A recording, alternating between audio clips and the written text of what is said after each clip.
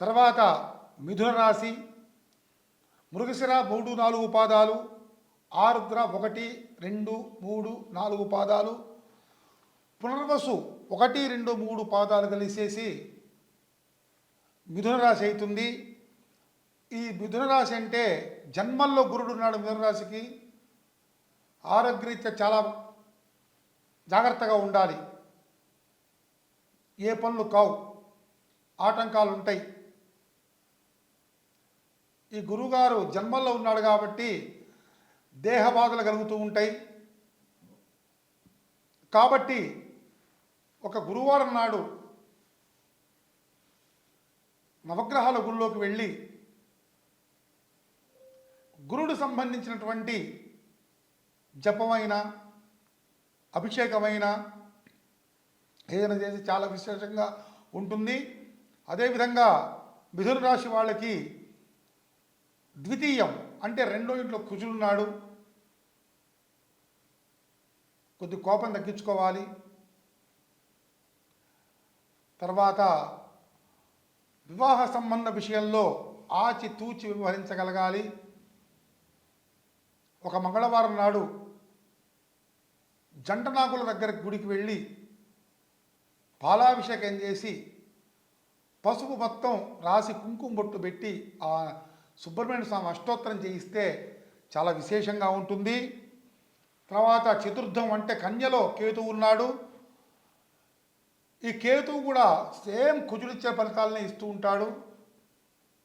కాబట్టి ఈ కేతు ద్వారా కూడా కొద్దిగా దోషపూరితమైందే. కుజుడికి ఎట్లా పూజ చేయించామో అట్లనే కేతువుకు కూడా పూజ చేస్తే చాలా విశేషంగా ఉంటుంది. తర్వాత సప్తమం అంటే 7వ ఇంట్లో చంద్రుడు ఉన్నాడు. మానసికమైన ప్రశాంతత కలగజేసుకోవాలందరూ కూడా మిథున రాశి వాళ్ళు. పెద్దగా ఇబ్బంది లేదు, కానీ ఉన్నంతలోనే ఒక వారం రోజుల్లో మంచిగా ఆ మానసిక ప్రశాంతత, మానసిక ఉల్లాసాన్ని ఏర్పాటు చేసుకోగలగాలి. తర్వాత 10వ ఇంట్లో రాహు, శని, శుక్రుడు ఉన్నారు.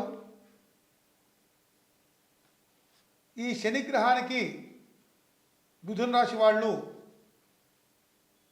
ఒకసారి తైలాభిషేకం చేసుకొని కిలోంబావు నల్ల నువ్వులు కనుక శని బ్రాహ్మడికి దానం చేస్తే చాలా విశేషంగా ఉంటుంది. ఇది మిథున రాశి యొక్క ఫలం. ఓకే గురుగారు, ఇప్పుడు మిథున రాశి వారికి ఎటువంటి పరిహారాలు చేసుకోవచ్చు? మిథున రాశి వారికి గురుడు బాలే మెయిన్గా జన్మల్లో ఉన్నాడు కాబట్టి దేహ బాధలు కలగజేస్తూ ఉంటాడు. చికాకులు, వ్యయ ప్రయాసాలతో కూడినటువంటి జీవితం అయి ఉంటుంది.